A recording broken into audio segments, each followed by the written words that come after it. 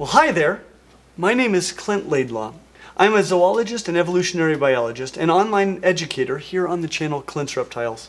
And the other day I discovered a mini documentary about this man who claims to be a witch doctor and a wizard. And he does some pretty insane things with snakes, especially if you know what kinds of snakes those are. So I thought that we might watch it together, and I will give you my 2 cents as we go. Because this is genuinely insane. And I'm not sure I have a great explanation for what's going on. So I wouldn't mind hearing your thoughts in the comments as well. Maybe we can make some sense of this together. Anyway, here we go.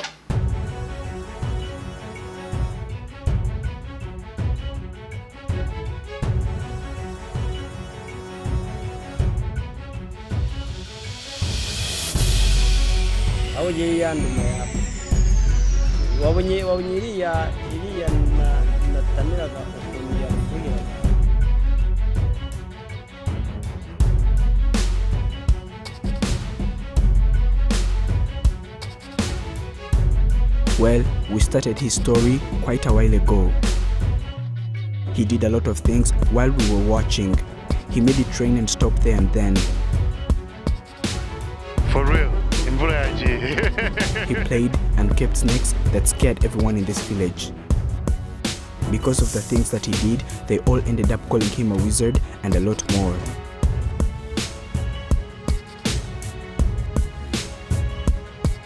Seeing a man that plays with snakes to this level of putting them into his mouth is unspeakable. One of the strange things about him is that he puts up fire, and when he pours water into it, it does not stop.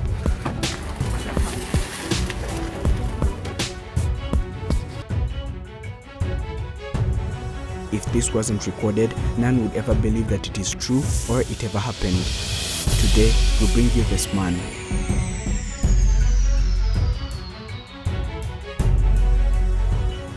This time, he decides to show us even more of the things that he does. About the case of his neighbors calling him a wizard and a lot more, he says that it is true. Real quick, I want to point out the baby snakes. The fact that he's doing these things with the big snake is crazy. This specific species is not known for a mellow temperament, but I have snakes that are known to be defensive that would tolerate this level of interaction too. There are very few species of snakes in the world, maybe none, that cannot become quite docile if handled regularly and correctly. There are very few snakes in the world that see humans as a potential source of food, so generally, snakes will only bite if they feel threatened.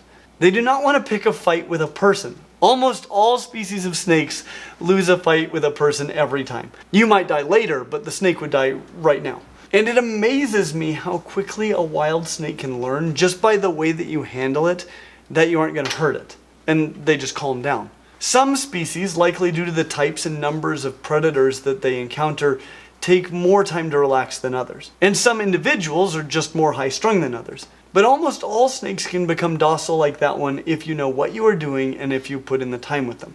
The biggest question is just how many times you will be bitten in the process, and is that an acceptable outcome? I have been bitten by snakes, but only like a half dozen times. Though I interact with snakes almost every day. I've been bitten by more people than snakes. And I've only been bitten by 2 snakes when I was paying proper attention to the snake and its body language. Most of my bites have been in situations where I was presenting the snake to someone else and I was paying attention to the person and not the snake. Not something that I would want to do with the snakes that he is handling. So it is amazing but believable that he could have an adult snake that will tolerate this sort of handling. But it's the babies that I find truly amazing. The majority of the snake bites that I have received have come from baby snakes. When you're a noodle with a head, the world is a scary place. But when you're a baby noodle with a head, it's a really scary place. And it's pretty easy to hold most adult snakes by parts of their body that are very far from their heads, but not so with baby snakes. So baby snakes are generally more defensive, harder to handle safely, and, this is the most important thing to me, when did he have time to build trust with all of those babies? Anyway. He is a witch doctor, and he was taught and given these powers by his grandparents. This is his story. He is called Kalechezi. He calls himself the grandfather of ancestors. He has some spirits that come over him and make him do a lot of things that normal people cannot do. He knows how dangerous it is, but he is not at all willing to stop. The truth is that at first, he was not welcoming at all. He asked us what we wanted from him, tried scaring us away, but we talked to him and told him that we come in peace and had no bad intentions to him or anyone else, but this wasn't easy. Nkuko bisanzwe ndi Karekezi rya mukuru, sekuru w'abakurambere ndetse n'imiterekero y'abapfumu. He accepted to talk to us and he said that he has a small house that he built outside his. This is where he keeps his snakes, and we were so curious to know how his family members take this because he lives with his mother and his siblings as well.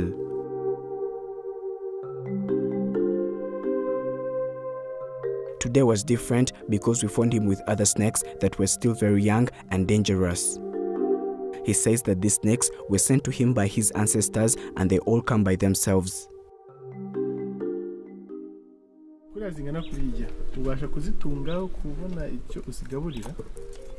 Turazitunga, turazigaburira. Look at how many babies there are. When did he have time to work with all of these snakes? They're very young. This is crazy. Mujinya buriya ntago zipfa kurya. In this house, there are various snakes inside, but he says that they are way too dangerous for the society, and because of the children that keep playing around here, he never brings them outside. They stay in here all the time, and it is where he feeds them from.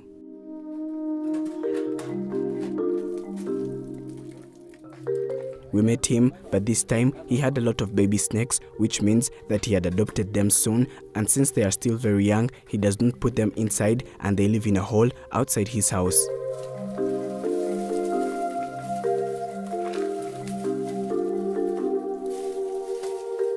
Well, he does a lot of things with snakes that makes some people around here so scared, and surprisingly, he decided to be honest with them and tell them that he is a wizard and his snakes won't harm anyone in this village. Barabizi cyane, abantu benshi ngena mbahana imbaraga bamwe bakure nabo hafi. Some of them accept to talk to him, but most of them are still in fear and never want to get close to him, but he is okay with it, and he says that he totally understands how they feel because he also hated his grandparents when they did the same things he does. Okay, don't actually try this, but try picking up that many baby snakes like that without being bitten. Like, what is going on here? With time, he started loving the powers that they had over animals, and this is when he finally decided to start learning how they do this. Okay, one thing that I want to mention that he does very well is that he generally handles these snakes from below. No predator is going to gently scoop up a snake from below. It's amazing how quickly snakes can relax when you handle them this way. And the right, gentle touch is also key. Here at Clint's Reptile Room, we have people come in and handle snakes all the time. Sometimes, if a person doesn't do it right, a snake will attempt to flee. But I can almost always get the snake to relax completely in just a few seconds, just by the way that I touch it. I'm embarrassed that I bought into the misconception that snakes tolerate interaction but do not like to be touched. Almost all snakes have considerable amounts of contact as part of their courtship, for example. They have parts of their brains that understand touch that they like and touch that they don't like. The right kind of touch will calm a snake very quickly, but I'm really not sure that just anyone can do it. My wife calls me a lizard whisperer, and many people have been calling me a snapping turtle whisperer lately. And I can relax a snake as quickly as anyone I know except maybe Kevin McCurley. But it genuinely, like, it feels like I can sense the tension in an animal and I can feel exactly how I need to touch them in order to calm them down. And this is more than a feeling because it does work with great consistency, even with wild animals. I think that this comes from experience and a certain level of fascination that has allowed me to perceive these things in reptiles and other animals. But maybe I'm a wizard too. That said, I'm not even tempted to try what he is doing here. harimo imyaka 32 iciyemo. Yose irashize ubikora. Irashishe. Kandi narabisanze mu gisekuru bifatika bihari. Ninde wabikoraga mu gisekuru kiwanyu? Ni kwa nyogokuru na sogokuru. They were very happy to teach him, but honestly, his parents were not. He adopted this, and this is how he wants to live for the rest of his life. His family doesn't like the fact that he keeps playing around with these animals, but they let him do because he proves that he loves them a lot and he loves what he does as well. This is why they say that they are okay with it, though sometimes they also get scared. He sleeps with this big one, and he also dug holes outside of his house, and it is where he keeps the rest, which are very young. He says that he feels protected when these snakes are all around his house. Buriya nubwirinzi cyane kuko mu gihe zindeho ari nyinshi nta hantu umwanzi amenera, haba ari ibyo bohereza, yaba ari ibyo twafashe tuvura abantu. With the first look in these holes, you cannot even notice that there are snakes inside. Okay, this is as good a moment as any to discuss what these snakes are. You can probably see that it is a viper. You can tell this by the long movable fangs at the front of the mouth. Other than the death adder, which is a delightfully placid but quite deadly snake, only vipers have fangs like this. So this is a serious snake. It doesn't have any loreal pits, so it isn't a pit viper. This, plus the fact that we're in Africa, means that this is a member of the viper subfamily Viperinae, the true vipers. And based on the overall shape and pattern, I'm pretty confident that this is part of the genus Bitis, specifically Bitis arietans, the puff adder, which is not closely related to the death adder at all, but is closely related to well-known snakes like gaboon vipers and rhinoceros vipers. And this is a big part of what makes what he is doing so insane. If he was doing this with death adders, that would be foolish, but not as amazing. They're notoriously placid. Not puff adders, though. They are notoriously ill-tempered. Though they do well in captivity, many never calm down and are always defensive when approached. Plus, and this is a big plus, they are the type of snake that I find to be the most difficult to read. Those would be the sit-and-wait ambush hunters, like gaboon vipers and blood pythons. Generally, an agitated snake will look at you very intently before it attempts to bite you. A snake that is extremely focused on you generally thinks that it is either about to be fed or it is afraid. Either way, you shouldn't reach at such a snake. But snakes like puff adders just sit motionless and then absolutely explode in just about any direction. It is very difficult to see the strike coming, and it comes very, very quickly from any angle. Babies in particular can just launch themselves like little springs. So other than a mamba, I can scarcely imagine a snake I would less want to interact with in this way than the snakes he is handling. And I'll get to what will happen if he's bitten here in a minute. He is planning on raising them until they are old enough to come into this house because according to his plans, these snakes are not going to stay in this house forever. Once he moves them inside, he believes that more will come. Everyone in this village is so scared of this man, and when we were relocating him for the second time, we faced a lot of challenges, like people who pretended like they did not know his house because they didn't want trouble with him.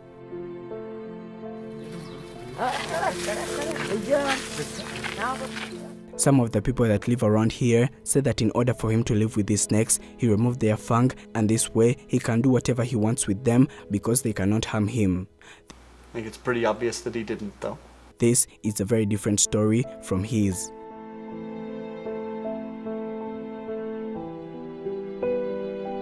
A fang is a long and pointed tooth in snakes that is associated with the venom gland, and it is what is used to transfer venom from a snake into the body of another animal. Without these fangs, a snake can be less dangerous than it naturally is. Okay, I want to just talk for a moment about why we usually wouldn't remove the fangs in a venomous snake. For one thing, they grow them back. This is the skull of a gaboon viper, which again is a close relative, same genus. And you can see it doesn't have just one fang. It's got loads of fangs. It's got at least 3 on this side. It's got 4 on this side. Now, sometimes they will only have a single pair of fangs, but they're frequently growing new ones, because if those fangs are lost and they can't replace them, well, the snake would probably starve to death after that. So they regrow fangs. So if you just remove the fang, well, a little bit later you'll think that the snake is not dangerous, fangs will have regrown, and you've suddenly been bitten by your puff adder or your gaboon viper. And so you definitely can't just count on removing the fangs and being safe. Plus, it's a very inhumane thing to do. They need the venom to secure their prey, even if you're feeding them, like, say, frozen thawed feed or something that's already dead. The venom, especially in these snakes, helps to break down the prey. So part of their digestion is relying on the venom to do part of the job. And so, that can cause other sorts of health problems for them. What you'll more often see, though, because removing fangs is not very effective, is that sometimes people will remove the venom glands entirely. Generally speaking, people don't do this. This is also very inhumane for all the reasons we mentioned before. Venom glands too can regrow, but every now and then, like with Otis, the king cobra, that was the first king cobra I interacted with when I went to Nerd. He had his venom glands removed by like a drug dealer or somebody who used to own him. Nerd has taken him in as a rescue. But if you know what you're looking for, you can see the different shape to his head. The venom glands, the reason vipers have such gigantic heads is because of the great big venom glands back here. If you remove those, unless you put something in to replace them, the head is going to be much more sunken in, a very different looking head. Clearly, this snake still has venom, and at least it appears that way from just looking at its head. And I know here in a moment we're going to see something that's going to very much lead us to conclude not only does it have its fangs, it clearly still has its venom as well. I just want to say thank you really quickly to our patrons on Patreon. Videos like this are experimental. We never know if they're really going to work or not. And because of the support of our patrons on Patreon, we can do experiments like this. So if you'd like to see us go outside of the box a little bit and try new things, please consider supporting us on Patreon. We've also got a lot of great features, so check it out. He says that this is not at all true because his snakes still have all the See that fangs drop of and they're venom? still as dangerous as they should be. It is because he has powers that they cannot kill him, and if it was another person that was playing with them like this, he is sure that he would be dead by now.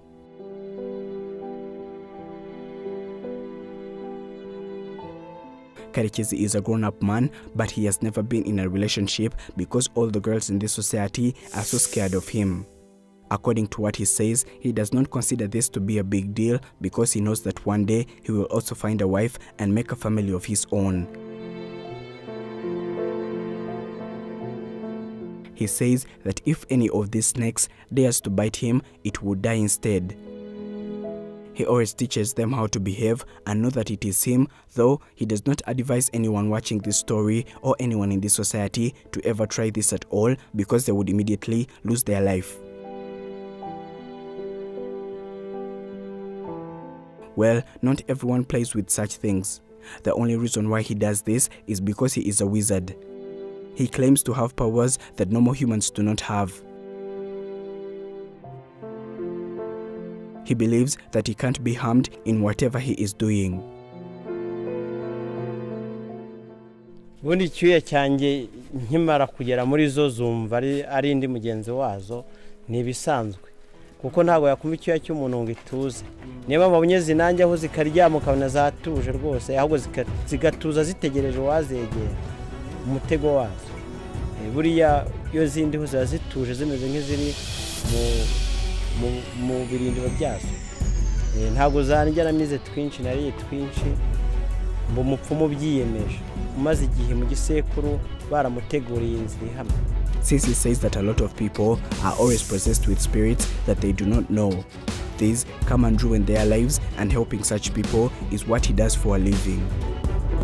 He is very proud of what he does and loves it so much. It is not our differences that divide us. It is our inability to recognize, accept, and celebrate those differences. At the end of the day, everyone cannot be the same with the other, and they cannot all believe and do the same things. we have to dare to be ourselves, however frightening or strange ourselves may prove to be.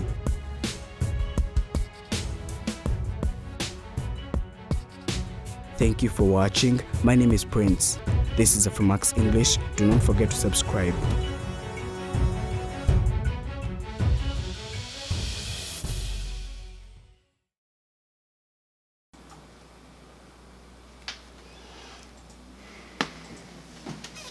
So that's insane. Alright. So what will happen if he's ever bitten? Well, possibly the snake will die and he will be fine.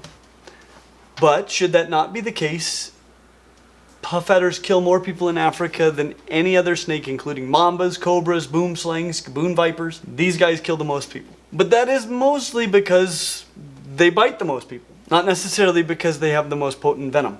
They're very common, well camouflaged, are great at biting, are highly defensive, and commonly hang out near humans and on footpaths. So they bite a lot of people, though not him for some reason. But if he is bitten and the venom acts normally, it's bad.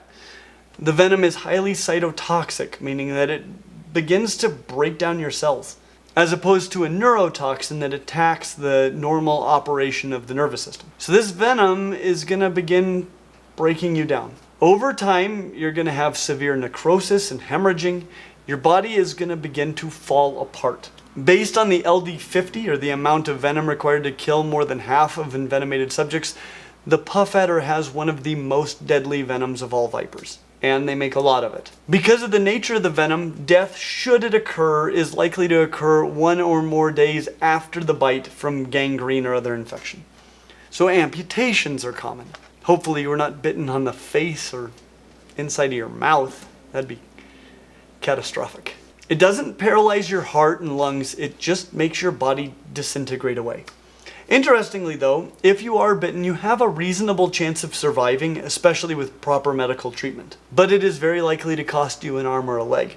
So I do believe that he has never been bitten by a puff adder, at least at the time that this video was filmed. And I hope that his wizard powers never fail him, because it's going to be horrific if they do.